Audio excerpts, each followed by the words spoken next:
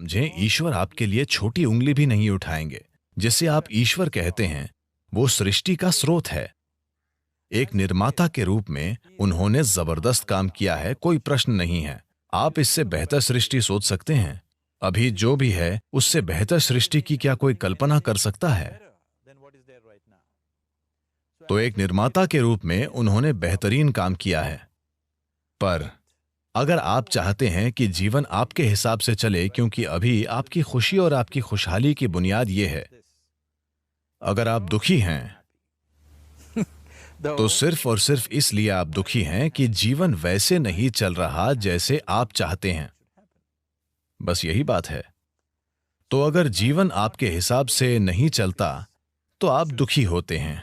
अगर जीवन आपके हिसाब से चलता है तो आप खुश होते हैं। ये इतना सरल है।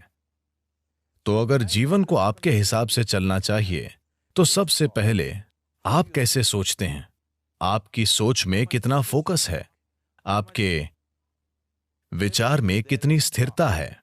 और विचार प्रक्रिया में कितनी ऊर्जा है? इससे तय होगा कि क्या आपका विचार एक सच्चाई बनेगा या सिर्फ एक विचार रहेगा।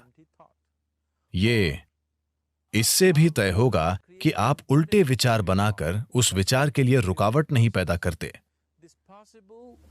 Is something possible or not possible? Is destroying humanity.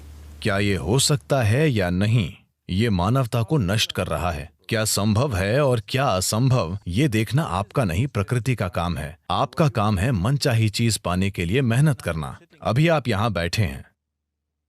अगर मैं आपसे दो सरल प्रश्न पूछूं, मैं चाहता हूं कि आप बस सुने और उत्तर दें। आप जहां बैठे हैं, क्या वहां से उड़ सकते हैं? आप कहेंगे नहीं। क्या आप यहां से उठकर चल सकते हैं? आप कहेंगे हां। इसका आधार क्या है?